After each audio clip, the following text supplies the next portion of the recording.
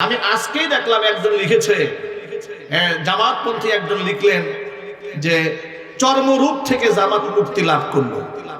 কারা যেন বলে আমরা শরিয়া চাই না, আবার কারা যেন বলে দুদিন আগে শুনলাম যে শরিয়া আমরা বাস্তবায়ন করব না। এই ভণ্ডামি বাংলাদেশে চলবে না। রাজনীতির মাঠে আবার নেতাদের আচরণ দেখে মনে হয় সাহাবায়ে কেরামের যুগে চলে আসছে। কথা ঠিক না ঠিক বলেন?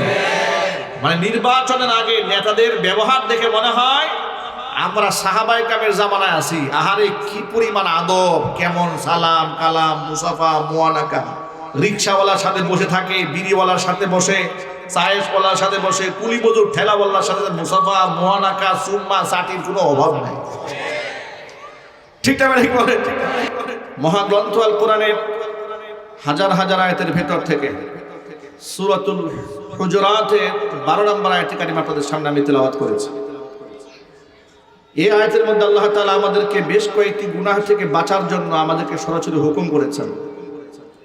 এমন কিছু গুনার কথা আল্লাহ পাক এই আয়াতে আমাদেরকে সতর্ক করেছেন যে সমস্ত গুনাহকে সাধারণত সমাজের মধ্যে আমরা গুনাহ মনে করি না, অথচ এই গুনাহগুলো চুরি, ডাকাতি, জেনা, বদমাশির চেয়েও ভয়ঙ্কর গুনাহ। এই সমাজে কেউ চুরি করলে তাকে কেউ সম্মান করে না, কেউ যদি ব্যভিচার করে তাকেও মূল্যায়ন করা হয় না, কেউ যদি ডাকাতি করে তাকে মূল্যায়ন করা হয় না, খারাপ দৃষ্টিতেই দেখা হয়। কিন্তু কেউ যদি কোনো গীবত করে, পরনিন্দা করে, তাহলে সমাজে তাকে খারাপ দৃষ্টিরও দেখা হয়ই না। কোনো কোনো ক্ষেত্রে যিনি বেশি মানুষের বদনাম বলতে পারেন, মানুষকে ব্যঙ্গ বিদ্রুপ করতে পারেন, তুচ্ছ তাচ্ছিল্য করতে পারেন, মানুষকে নিয়ে উপহাস করতে পারেন, তাকে বলা হয় ইনি অত্যন্ত বুদ্ধিমান, প্রাজ্ঞ, সাহসী ইত্যাদি। কথা ঠিক না ঠিক বলেন? এখন তো বাংলাদেশের রাজনৈতিক একটা মৌসুম চলছে। এই মৌসুমে দেখবেন শুধুমাত্র মতের একটু অমিল হলেই এক পক্ষ আরেক পক্ষকে বানাবে কাফের, আরেকজনকে বানাবে মুনাফিক। কথা বলতে হবে ঠিক না ঠিক? একসাথে সেই আওয়ামী জাহিলিয়াতের নীতি, সাথে থাকলেই সঙ্গী, দূরে চলে গেলেই জঙ্গি। আজকে দেখুন গোটা সমাজটা একেবারে শেষ করে দেওয়া হয়েছে। অথচ যারা এগুলো করছে সকলেই ধর্মের কথা বলে, সবাই বলে ইসলাম কায়েম করবে, দিন কায়েম করবে। বেলা শেষে আচরণ দেখলে আবু জেহেল লজ্জা পায়। আল্লাহর দিন এই জমিনে এতটা দেউলিয়া হয়ে যায় নাই যে কোনো পাপিষ্ঠ ব্যক্তির মাধ্যমে আল্লাহ দিন কায়েম করে না। আল্লাহ পাকের দিন এই জমিনে এতটা দেউলিয়া হয় নাই যে কোনো ফাসিকের মাধ্যমে আল্লাহ দিন কায়েম করে না। এটা সম্ভব নয়। বেলা শেষে ফাসিকদের মুখর জাতির সামনে আল্লাহ পাক উন্মোচন করে দেবেন। কথা ঠিক না বেরিয়ে জোরে বলেন? নীতি, আদর্শ, ঈমান এটাকে ঠিক রাখতে হবে। যদি আমার ঈমানটাই ঠিক না থাকে, নীতি আর আদর্শই ঠিক না থাকে, তাহলে বহুরূপী হলে আল্লাহর পক্ষ থেকে সম্মাননা আসবে না, লাঞ্ছনা আসবে, অপমান আসবে। কথা বলতে হবে ঠিক না ঠিক? সুতরাং এই জবানটাকে হেফাজত করতে হবে। কোরআন মাজিদে সূরাতুল হুজুরাতের 12 নম্বর আয়াতে আল্লাহ পাক বলেন, ইয়া আইয়ুহাল্লাযীনা আমানু ইজতানিবু কাসীরাম মিনাজ-যন্ন। হে ঈমানদাররা, অধিক ধারণা পরিহার করো।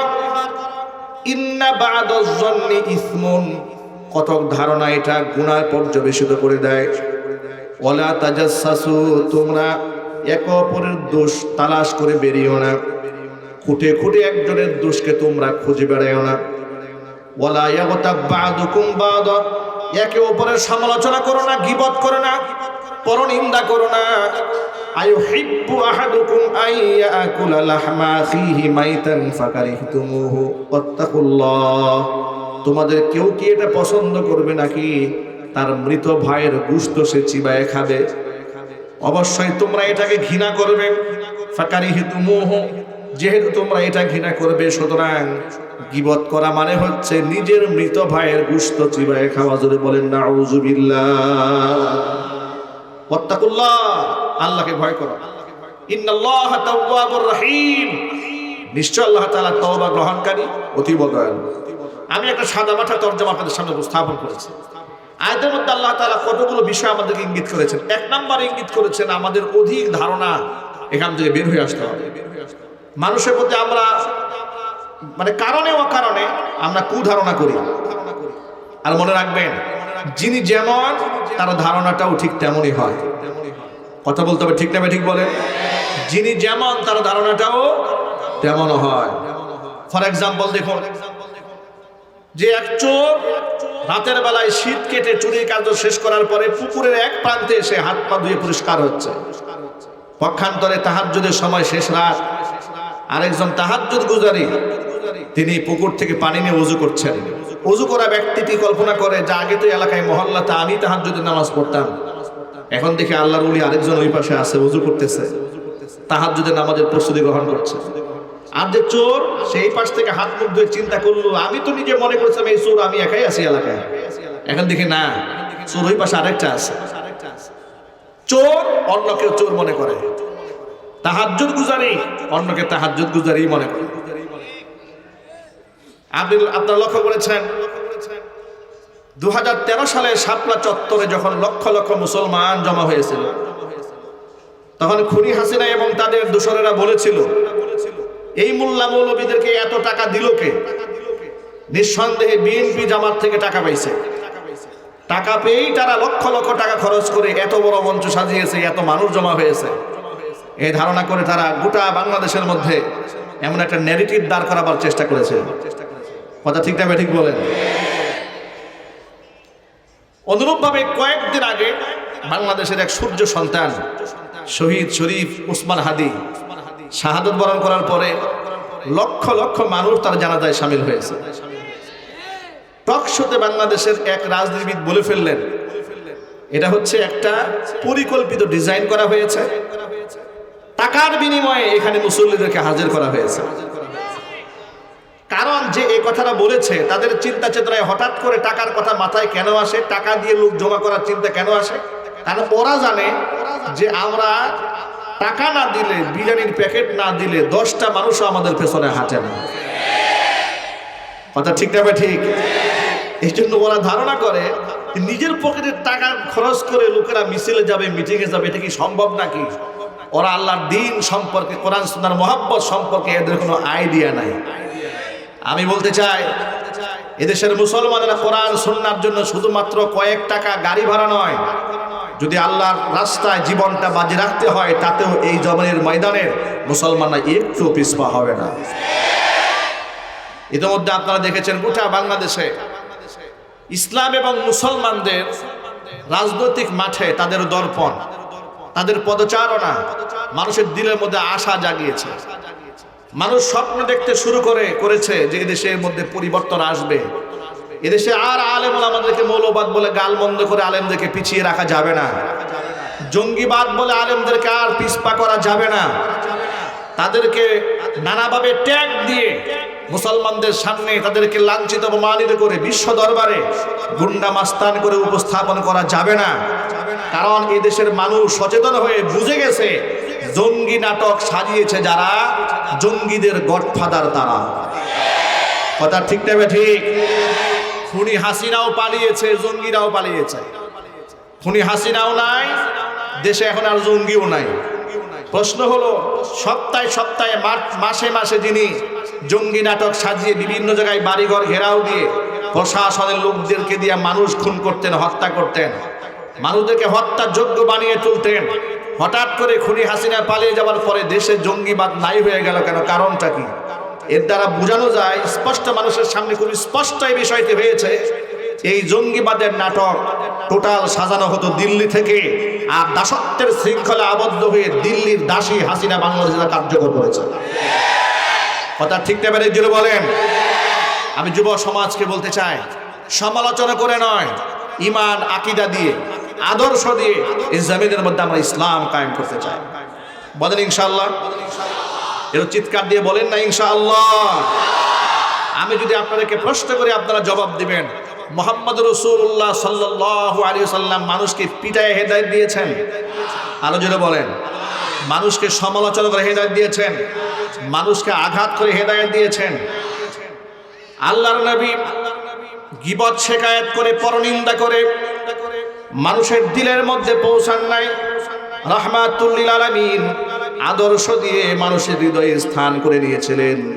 যার প্রমাণ দেখেন, বিশ্বনবী মুহাম্মদ রাসূলুল্লাহ সাল্লাল্লাহু আলাইহি সাল্লাম যখন তিনি মক্কা বিজয় করলেন, 10,000 সাহাবীদেরকে সাথে নিয়ে মক্কাতুল মুকাররমার মধ্যে ঢুকলেন। মক্কায় ঢোকার পরে দেখলেন আল কাবাদু বাইতুল্লাহ, বাইতুল্লাহর মধ্যে জাহেলেরা মূর্খরা 360 খানা মূর্তি ঢুকায় দিয়েছে। আল্লাহর নবী নিজ হাতে একটা একটা করে মূর্তি ভাঙলেন, ইশারা দিলেন, মূর্তিগুলা ভেঙে টুকরা টুকরা হয়ে যাচ্ছিল। আর মুখের মধ্যে তেলাওয়াত করছিলেন, কুল জাআল হাক্কু ওয়া যাহাকাল বাতিল ইন্নাল বাতিলা কানা যাহুকা। আল্লাহর নবী তেলাওয়াত করছেন, মূর্তিগুলোকে ভেঙে টুকরা টুকরা করছিলেন। মূর্তি ভাঙার পরে মক্কাতুল মুকাররমার কাফের বেঈমানগুলা আগেই ভয় অনেক জায়গায় দূরে পালিয়ে গিয়েছিল।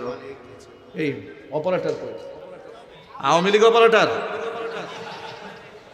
দেখছেন অবস্থাটা কি? অপারেটর নাকি আওয়ামী লীগ? এই পরিচয় এই জামানায় দিও না, এই জামানায় দিও না এই পরিচয়। ঠিক না ম্যাটিক বলেন? এগুলা দিও না, বলো না এগুলা এই জমিনে। এই জমিনে এই শব্দটা একটা অভিশপ্ত শব্দ, একটা মালউন শব্দ। এই শব্দের মধ্যে অসংখ্য মুসলমানের রক্ত লেগে আছে। কথা ঠিক নেবে ঠিক? মুসলমানরা এই নামটাও এখন শুনতে চায় না, শুনতে চায় না মুসলমানেরা। এই দাম্ভিক আর অহংকারীদের গল্প এই মাটিতে আর চলবে না। কথা বলতে হবে, ঠিক কিনা বলেন? ভাইরা আমার, নবী করিম সাল্লাল্লাহু আলাইহি সাল্লাম মক্কাতুল মুকাররমা বিজয় করলেন, মূর্তিগুলো ভেঙে ফেললেন। এবার মক্কার কাফেররা মনে করেছিল আমাদেরকে কচু কাটা করবে, আমাদেরকে মুহাম্মদ আর জিন্দা রাখবে না, অনেকেই পালায়ে গেল। যারা ছিলেন তারা ভয়ে আতঙ্কে সন্ত্রস্ত হয়ে গেলেন। নবী করিম সাল্লাল্লাহু আলাইহি ওয়াসাল্লাম কাবা বাইতুল্লাহর সামনে দাঁড়ালেন, দাঁড়িয়ে বললেন, হে ইয়া কুফার কুরাইশ, হে কুরাইশের কুফারেরা, তোমরা আমার কাছ থেকে কি আচরণ আশা করো? তারা বললেন, একজন উত্তম ভাই এবং উত্তম ভ্রাতুষ্পুত্রের যে আচরণ হয়, হে মুহাম্মদ সাল্লাল্লাহু আলাইহি সাল্লাম, আমরা আপনার কাছ থেকে আমরা সেই আশা করি। আপনি আমাদের উত্তম ভাই, আপনি আমাদের উত্তম ভাতিজা আব্দুল্লাহর ছেলে, আমরা আপনার কাছে সেই আচরণটা আশা করি। মুহাম্মদ সাল্লাল্লাহু আলাইহি সাল্লাম বলেন, আনতুমুত তুলাকা, তোমরা আজকে থেকে স্বাধীন মুক্ত হয়ে গেলে। চিৎকার দিয়ে এখন আল্লাহু আকবার। ভাবা যায় যে মানুষগুলো এলাকা থেকে তাকে তাড়িয়ে দিয়েছে, বসবাস করতে দেয় নাই, 3 বছর জেল খাটিয়েছে, সে আবে আবে তলবে গাছের পাতা খেয়ে জীবনযাপন করতে হয়েছে। সেই খুনিরা সামনে দাঁড়িয়ে আছে। মুহাম্মদ সাল্লাল্লাহু আলাইহি ওয়াসাল্লাম বললেন, তোমাদের প্রতি আমার বক্তব্য সেটাই যেটা নবী ইউসুফ আলাইহিস সালাম তার 10 ভাইকে 37 বছর পরে এসে দিয়েছিলেন। যেই 10 ভাই হযরত ইউসুফ আলাইহিস সালামকে কুয়ার মধ্যে ফেলে হত্যা করতে চেয়েছিলেন, 37 বছর পরে সেই 10 ভাই ইউসুফ আলাইহিস সালামের সামনে এলেন। তখন হযরত ইউসুফ মিশরের বাদশা সামনে দাঁড়িয়ে আছেন। অপরাধীরা অপরাধ বুঝতে পারলো, সব কিছু প্রমাণ হয়ে যাওয়ার পরে ইউসুফ আলাইহিস সালাম চরমভাবে এখন শিক্ষা দিতে পারতেন, শাস্তি দিতে পারতেন, প্রতিশোধ নিতে পারতেন। প্রতিশোধ না নিয়ে তিনি বললেন, লা তাসরিবা আলাইকুমুল ইয়াওমা ইয়াগফিরুল্লাহু লাকুম ওয়া হুয়া আরহামুর রাহিমিন। তোমাদের প্রতি আজকে আমার কোনো অভিযোগ নাই, কোনো অনুযোগ নাই। আমি আল্লাহর ওয়াস্তে তোমাদেরকে ক্ষমা করে দিলাম। মহান আল্লাহ রাব্বুল আলামিন তোমাদেরকে ক্ষমা করে দিবেন। জোরে বলেন সুবহানাল্লাহ। মুহাম্মদ সাল্লাল্লাহু আলাইহি ওয়াসাল্লাম বলেন, হে মক্কার লোকেরা, আনতুমুত তুলাকা, তোমরা আজকে থেকে মুক্ত স্বাধীন, তোমাদের কাছ থেকে প্রতিশোধ গ্রহণ করা হবে না। আরো আশ্চর্যের ব্যাপার, হুজুর জিজ্ঞেস করলেন চাবিটা কার কাছে ছিল? বলে অমুকের কাছে চাবি ছিল, তিনি এখনো কালিমা পড়ে মুসলমান হন নাই। হুজুর বললেন, কাবা বাইতুল্লাহর চাবি যার হাতে ছিল, যে বংশে ছিল, সেই বংশের হাতে কাবার চাবি ফিরিয়ে দেওয়া হোক। আল্লাহু আকবার বলে। কল্পনা করা যায় কিভাবে মানুষের কলিজার মধ্যে আল্লাহ নবী জায়গা করে নিয়েছিলেন। মুহাম্মদ রাসূলুল্লাহ সাল্লাল্লাহু আলাইহি ওয়াসাল্লাম ইসলাম প্রতিষ্ঠা করেছিলেন। আমাদের মতো ফেসবুকে গালাগালি করে, মানুষকে কটাক্ষ করে, আঘাত করে। আজকে দেখুন জামাত ইসলামী এবং ইসলামী আন্দোলন বাংলাদেশ রাজনৈতিকভাবে কিছুদিন তারা একত্রিত ছিলেন, আবার বুড়ি মনে হয় নাই, দূরত্ব হয়ে গেছে। ভিন্ন মত থাকতেই পারে, ভিন্ন চিন্তা চেতনা থাকতেই পারে, সবাই এক বুঝ গ্রহণ করবে তা তো আর হবে না। কথা বলেন ঠিক না ঠিক? কিন্তু আমরা উভয়ের জন্য শুভকামনা চাই, যে ইসলাম যারা চায় আমরা তাদেরকে চাই, কিন্তু মনে রাখতে হবে এই দূরত্ব যেন মুসলমানদের মধ্যে দলীয় কোন্দলের কারণ না হয়ে দাঁড়ায়। আমি আজকেই দেখলাম একজন লিখেছে, জামাতপন্থী একজন লিখলেন যে চর্মরূপ থেকে জামাত মুক্তি লাভ করলো, এবং যিনি এটা লিখেছেন আমি খুব ভালো করে তাকেও চিনি, এমনকি তার পরিচয় জানি, এবং সে সাধারণ কোনো লোক না, মোটামুটি একটা পর্যায়ের লোক। একটা পর্যায়ের মানুষ যখন এইভাবে ঘৃণা বিদ্বেষ ছড়ায়, তখন মানুষের মধ্যে আর সৌহার্দ্যতা থাকে না, মানুষের মধ্যে ভ্রাতৃত্ব থাকে না, মহাব্বতটা নষ্ট হয়ে যায়। সুতরাং আমরা সকলকে সাবধান মানে উচ্চারণ করে দিতে চাই, আসলেই যারা দিনের জন্য কাজ করেন তাদেরকে শালীন হতে হবে, ভদ্র হতে হবে, নম্র হতে হবে। উগ্রতা দিয়ে বেয়াদবিমূলক কথাবার্তা বলে এদেশে দিন কায়েম করতে পারবেন না। তার কারণ কোন বেয়াদবের মাধ্যমে আল্লাহ পাক পৃথিবীর ইতিহাসে কোথাও দিন কায়েম করেছেন তার নজির নেই। কথা ঠিক না বেরিয়ে জুড়ে বলেন? দিনের মহাব্বত যদি অন্তরে থাকে, আমাদের অপরের প্রতি শ্রদ্ধাশীল হতে হবে, সহনশীল হতে হবে, মায়া এবং মহাব্বত থাকতে হবে। কথা বলুন ঠিক না ঠিক? একে অপরের সমালোচনা বাদ দিয়ে দেন, এই জবানটাকে হিফাজত করেন। আল্লাহর হাবিব রাহমাতুল্লিল আলামিন বলেছেন, আল গীবাতু আশাদ্দু মিনাজ জিনা। সমালোচনা করা, পরনিন্দা করা, এটা ব্যভিচারের চেয়ে ভয়ঙ্কর গুনাহ। সাহাবায়ে কেরাম অবাক হয়ে গেলেন, ব্যভিচার করা এত বড় গুনাহ, কিন্তু হুজুর বললেন ব্যভিচারের চেয়ে তো এই গীবত করা আরো মারাত্মক গুনাহ। ব্যাখ্যা বুঝলো না, সাহাবীদেরকে নবীজি ব্যাখ্যা করে বুঝিয়ে দিলেন, শোনো, কোন ব্যক্তি যদি ব্যভিচার করে ফেলে, জেনা করে ফেলে, সে যদি একান্তে মহান আল্লাহর কাছে ক্ষমা চান, মহান আল্লাহ পাক তো হয়তোবা তারে মাফ করে দিতেও পারেন যদি চান। কিন্তু যেই ব্যক্তি গীবত করেছে, পরনিন্দা করেছে, অন্যের সম্মান হানি করেছে, অন্যের হক নষ্ট করেছে, যতবার সে তওবা করুক না কেন তার তওবা মঞ্জুর হবে না, যত কাদাকাটি করুক না কেন তওবা মঞ্জুর হবে না। গীবত যার করা হয়েছে সে নিজে যতক্ষণ না তারে ক্ষমা করে দিবেন, মহান আল্লাহ পাক তারে ক্ষমা করে দিবেন না। এই জন্য আল্লাহর হাবিব বলেছেন, মাইয়াতমান লি মা বাইনা লাহিয়াইহি ওয়া মা বাইনা রিজলাইহি আদমান লাহুল জান্নাহ। যেই ব্যক্তি আমার কাছে দুইটা অঙ্গের গ্যারান্টি দেবে, আমি মুহাম্মদ সাল্লাল্লাহু আলাইহি সাল্লাম অবশ্যই তার জন্য আমি জান্নাতের গ্যারান্টি দিয়ে দেব। এক হচ্ছে তার জবান, আর এক হচ্ছে তার লজ্জাস্থান। লজ্জাস্থান এবং জবান দুটোর হেফাজত থাকতে হবে। যদি এটা না থাকে তাহলে এই ব্যক্তি লাঞ্ছিত হবে, অপমানিত হবে। মনে রাখবেন, এই জবানের কারণেই মানুষ সম্মানিত হয়, এই জবানের কারণেই মানুষ লাঞ্ছিত, অপমানিত হয়। ঠিক না ঠিক? জবান অত্যন্ত মূল্যবান একটা অঙ্গ দেহের মধ্যে, খুব গুরুত্বপূর্ণ। লোকমান হাকিমকে তার মুনিব বলেছিলেন, লোকমান হাকিমের আচরণ দেখে বুঝতে পেরেছিলেন যে এর মধ্যে বিশাল ট্যালেন্ট, অনেক হিকমা, অনেক প্রজ্ঞা, প্রচন্ড মেধা, প্রচন্ড জ্ঞান, গর্ব, কথাবার্তা বলে লোকমান হাকিম। লোকমান হাকিমের মুনিব, লোকমান হাকিম দাস ছিলেন। তাকে বললেন, লোকমান তুমি একটা খাসি জবাই করো। খাসি জবাই করে এই খাসির এই গোটা দেহের মধ্যে থেকে সবচেয়ে উন্নত মানের দুটা অংশ গোটা দেহের মধ্যে যেটা তুমি মনে করো সেটা তুমি কেটে আমার সামনে হাজির করো। লোকমান হাকিম খাসি জবাই করে, খাসি জবাই করে গোটা দেহের মধ্য থেকে দুইটা অঙ্গ গুরুত্বপূর্ণ কেটে মালিকের সামনে হাজির করলেন। মালিক তাকায় দেখেন সবচেয়ে দামি অঙ্গ বলার পরে সেই ব্যক্তি খাসির কলিজা আর জিহ্বাটা কেটে মনিবের সামনে হাজির করে দিয়েছে। মালিক জিজ্ঞেস করলেন, জিহ্বা আনলে কেন? বলে, জবান এটা হচ্ছে দেহের সবচেয়ে মূল্যবান সম্পদ, সবচেয়ে দামি অঙ্গ, আর হচ্ছে কাল্ব, এটা সবচেয়ে দামি অঙ্গ। কিছুদিন পরে লোকমান হাকিমের মনিব আবার বললেন, তুমি আজকে আরেকটা খাসি জবাই করো। জবাই করার পরে সবচেয়ে নিকৃষ্ট দুটো অঙ্গ কেটে আমার সামনে এনে দেবে। লোকমান হাকিম আরেকটা খাসি জবাই করলেন, এবার সবচেয়ে নিকৃষ্ট দুটো অঙ্গ কেটে মনিবের সামনে হাজির করলেন। মনিব এবার তাকায় দেখে তখনও তিনি কাল্ব, হার্ট এটা কেটে এবং সাথে সাথে তিনি জিহ্বাটা কেটে সামনে দিয়েছেন। এবার তিনি প্রশ্ন করলেন, কি ব্যাপার লোকমান, তোমাকে যখন বললাম সবচেয়ে ভালো অঙ্গ এনে দাও, তুমি আমার কাছে জিহ্বা এনে দিলে, হাত এনে দিলে। আজকে যখন সবচেয়ে খারাপ অঙ্গ আনতে বললাম তখন তুমি এই দুটোই এনে দিলে, এর ব্যাখ্যাটাকে একটু বুঝাই বলো। লোকমান হাকিম বললেন, মনিব শোনেন, যখন দেহের মধ্যে এই দুটা অঙ্গ ভালো হয় তখন এর চেয়ে দামি অঙ্গ আর থাকে না। আর দেহের মধ্যে এই দুটা জিনিস খারাপ হয়, যদি কালার এই জায়গাটা নোংরা হয়, মন যদি খারাপ হয়, কাল যদি নষ্ট হয়ে যায়, আর জবান যদি নষ্ট হয়, তাহলে এর চেয়ে নিকৃষ্ট অঙ্গ দেহের মধ্যে আর থাকে না। কথা ঠিক না বেরিয়ে জুড়ে বলেন। আজকে দেখুন বাংলাদেশের অবস্থা কি হয়েছে, জবানের বরখেলাফি এবং অন্তরের মধ্যে কালিমা যাদের আছে, মনে রাখবেন এদের দ্বারা বাংলার জমিনে কোনোদিন ইসলামের খেদমত হবে না।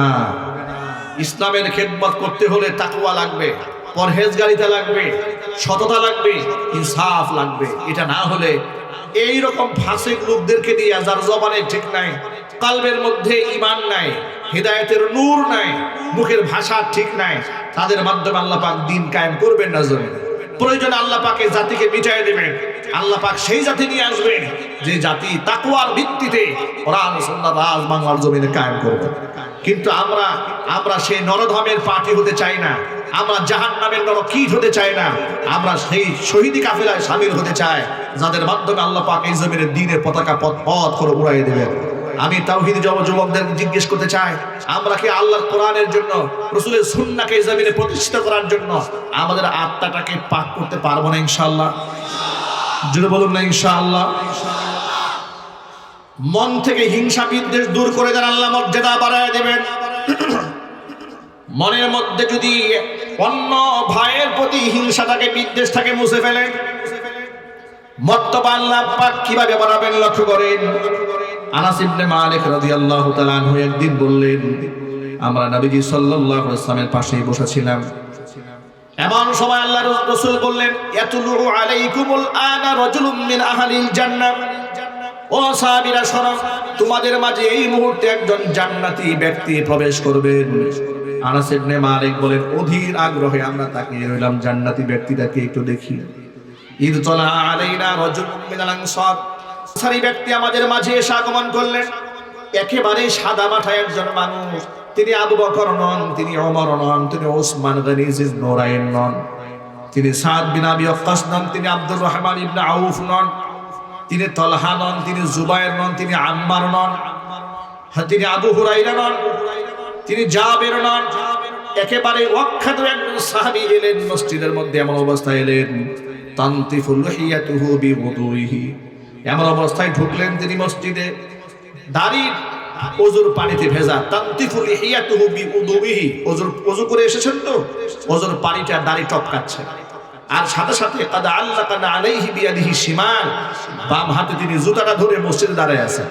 সুবহানাল্লাহ বলেন। দৃশ্যটা একটু কল্পনা করেন। একেবারে অখ্যাত একজন আনসারী সাহাবী মসজিদে ঢুকলেন, ওযু করে ঢুকেছেন, দাড়িটা ভেজা, হাতের মধ্যে জুতা নিয়ে দাঁড়ায় আছেন। হুজুর তাকে জান্নাতি ব্যক্তি বলে ঘোষণা করেছেন। আনাস ইবনে মালিক বলেন, আমরা অবাক হলাম। আবার দ্বিতীয় দিন নবীজির পাশে আমরা বসে আছি, হুজুর একই কথা আমাদেরকে বললেন, ইয়াতুলু আলাইকুমুল আনা রাজুলুম মিন আহলিল জান্নাহ, তোমাদের মাঝে এই মুহূর্তে একজন জান্নাতি ব্যক্তি প্রবেশ করবে। তাকে দেখি আবার তিনি প্রবেশ করেছেন, গতকাল যিনি প্রবেশ করেছেন। একটানা 2 দিন ব্যক্তিকে জান্নাতি ব্যক্তি ঘোষণা করা হলো। তৃতীয় দিন হযরত আনাস ইবনে মালিক বলেন, আমরা বসে আছি হুজুরের পাশে, নবীজি আবার ওই একই কথা বললেন, তোমাদের মাঝে এই মুহূর্তে একজন জান্নাতি ব্যক্তি আসবে। তাকে দেখলাম ওই যে গত 2 দিন যিনি এসেছেন, আজকেও তিনি আগমন করেছেন। একটানা 3 দিন একজন সাধারণ মানুষকে আল্লাহর হাবিব যখন জান্নাতি ব্যক্তি বলে ঘোষণা করলেন, তখন আমাদের মধ্যে মারাত্মক লেভেলে কিউরিওসিটি জাগ্রত হলো। এর মধ্যে এমন কি আমল আছে যা আমাদের মধ্যে নাই? এমন কিছু তো অবশ্যই আছে যা তার মধ্যে আছে স্পেশাল, আমাদের মধ্যে নাই। সাহাবীদের মধ্যে একজনের নাম ছিল আব্দুল্লাহ ইবনে আমর ইবনুল আস রাদিয়াল্লাহু তাআলা আনহু। তিনি বললেন, আমি অবশ্যই খুঁজে বের করব তার মধ্যে এমন কি আমল আছে। কিন্তু আপনি খুঁজে কেমনে বের করবেন? সে কত নাম্বারের হুজুর, তার সাথে সফরে না গেলে আপনি বুঝবেন না। সে কত নাম্বারের সৎ, টাকা পয়সার লেনদেন না করলে আপনি টের পাবেন না। কথা ঠিক না ঠিক বলেন? তিনি বললেন, একটু কৌশল করে ওই আনসারী সাহাবীকে বললেন, ভাই বাড়িতে আমার বাবার সাথে একটু মনোমালিন্যতা হয়েছে, এই জন্য আমি 3 দিন 3 রাত বাড়ি যাব না বলে মনস্থ করেছি। আমার তো একটু থাকার জায়গা দরকার, আপনি যদি আমাকে একটু থাকার সুযোগ করে দিতেন আপনার বাড়িতে আপনার সাথে, তাহলে আমার জন্য খুব ভালো হতো। সুযোগ কি আছে? তিনি বললেন, কেন নয়, চলুন আপনি আমার সাথে আমার বাড়িতে থাকবেন। 3 দিন 3 রাত মেহমান হলেন। 3 দিন 3 রাত মেহমান হওয়ার পরে স্পেশাল কোনো আমলই দেখতে পান না। নর্মাল উনিও যা করেন ইনিও তাই করেন, নামাজ পড়েন, ইনিও নামাজ পড়েন, উনি সত্য কথা বলেন, ইনিও সত্য কথা বলেন। কি আছে তার মধ্যে? 3 দিন 3 রাতে কিছু খুঁজে না পেয়ে এবার তিনি মুখ ফুটে বলে ফেললেন, ভাই আসলে আপনার মাঝে আমার বাবার সাথে আমার কোনো দ্বন্দ্ব হয় নাই। আমি যে আপনার সফর সঙ্গী হলাম 3 দিন 3 রাত, একটা উদ্দেশ্য নিয়ে এসেছি, কিন্তু খুঁজে পাইলাম না, এই জন্য জিজ্ঞেস করি একটু বলবেন কি? তিনি বললেন, কি হয়েছে বলুন। আল্লাহর নবী আপনাকে টানা 3 দিন জান্নাতি ব্যক্তি বলে ঘোষণা করেছেন। আমি জানতে চাচ্ছি যে আপনার মধ্যে এমন স্পেশাল গোপন কি আমল আছে যেটা আমরা জানি না। তিনি বললেন, দেখুন আমার মধ্যে স্পেশাল তেমন কিছু নাই, হুজুর যা বলেন আমি তাই শুনি, তবে একটা বিষয় আমি সবসময় আমল করার চেষ্টা করি। সেটা কোনটা? আনা লা আজিদু ফি নাফসি গিশান লি আহাদিন মিনাল মুসলিমিন। আমি আমার অন্তরে পৃথিবীর কোন মুসলমানের প্রতি কোনো বিদ্বেষ রাখি না। আল্লাহু আকবার বলে। আমি আমার কলিজার মধ্যে কোন মুসলমানের প্রতি রাগ ঢাক রাখি না। এমনকি আমি কোন মুসলমানকে হিংসাও করি না ওই সম্পদের ব্যাপারে যে নিয়ামত আল্লাহ তাকে দিয়েছেন, আমাকে দান করেন নাই। আমি না কোনো মুসলমানকে হিংসা করি, আমি না কোনো মুসলমানের উপর বিদ্বেষ রাখি। তখন আব্দুল্লাহ ইবনে আমর ইবনুল আস বললেন, নিঃসন্দেহে এটাই হচ্ছে সেই গুণ, যেই গুণের কারণে আল্লাহর নবী আপনাকে পরপর 3 দিন জান্নাতি ব্যক্তি বলে ঘোষণা করেছেন। আপনাদের সামনে বর্তমান সমাজ প্রেক্ষাপটে এর চেয়ে দামি নসিহত আমার আর নাই। এই নসিহত আমার নিজের জন্য, এই নসিহত আপনাদের জন্য। আমরা যদি আমাদের মন করতে পেরে যদি মনটাকে একটু স্বচ্ছ বানাতে পারি, যদি পবিত্র বানাতে পারি, কোরআন কি বলে শোনেন। কোরআন বলে দিয়েছে, ইয়াউমা লা ইয়ানফাউ মালু ওয়ালা বানুন ইল্লা মান আতাল্লাহা বিকলবিন সালিম। কোন কাজে আসবে না মানুষের সম্পদ এবং সন্তান, একমাত্র পরিচ্ছন্ন পবিত্র আত্মা নিয়ে যারা হাজির হবে তারাই জান্নাতে যাবে, মহান আল্লাহর কাছে তারাই পুরস্কৃত হবে। আমরা পবিত্র আত্মা নিয়ে যেতে চাই, আমরা রোগ মুক্ত আত্মা নিয়ে যেতে চাই। মানুষের প্রতি হিংসা নিয়ে, বিদ্বেষ নিয়ে, গীবত শিকায়েত করে কলিজাটা নাপাক বানায় আমরা কবরে যেতে চাই না। আল্লাহ পাক যেন আমাদের সকলের আত্মাগুলোকে পাক বানায় দেন। জোরে বলা আমিন। মানুষের প্রতি সুধারণা রাখে, মানুষকে মোহাব্বত করে আপন বানান। ঘৃণা দিয়ে আপনি হৃদয় জয় করতে পারবেন না, ঘৃণা দিয়ে চেয়ার দখল করতে পারবেন খুনি হাসিনার মতো, কিন্তু হৃদয়ে জায়গা নিতে পারবেন না। ঠিক কিনা বলেন? শহীদ উসমান হাদি এই গোটা জাতির হৃদয়ে স্থান করেছেন ভালোবাসা দিয়ে, মোহাব্বত দিয়ে, উদারতা দিয়ে, ত্যাগ দিয়ে, আদর্শ দিয়ে। মানুষ 100 বছরেও এত আপন হয় না মানুষের। উসমান হাদি 1 বছরে যতটা আপন হয়ে গিয়েছিল গোটা জাতির। ঠিক না ভাই? কতটা আপন হয়েছে। শিশু বাচ্চারা তার জন্য কান্না করে, আজও কান্না করে, বৃদ্ধ মানুষ কান্না করে, রাজনৈতিক ব্যক্তি কান্না করে, অরাজনৈতিক ব্যক্তি কান্না করে, দেশের মানুষ কাঁদে, বিদেশের মানুষ কাঁদে, লক্ষ লক্ষ মানুষ তার জানাজায় শামিল হয়, হাদির জন্য দোয়া করে, উসমান হাদির জন্য দোয়া করে। এমন কি আমল সে করেছে? একটা আমল খেয়াল করেন, নির্বাচনী প্রচারণা করতে গেলেও একজন ময়লা পানি ফেলল। সে কি উত্তরটা দিল? যে ফেলেন, আরো ফেলেন, যদি ময়লা পানি ফেলে আপনাদের মন ঠান্ডা হয় তো আর তো কিছু করার নাই। এই আচরণ জাতিকে দেখিয়েছে। তারা এই আচরণ জাতি ভুলবে কি করে? এই আদর্শ তিনি শিখেছেন মুহাম্মদ রাসূলুল্লাহ সাল্লাল্লাহু আলাইহি ওয়াসাল্লামের সুন্নাহ থেকে। কথা বলুন ঠিক কিনা বলেন? আল্লাহর নবীর আদর্শটা একটু লক্ষ্য করেন।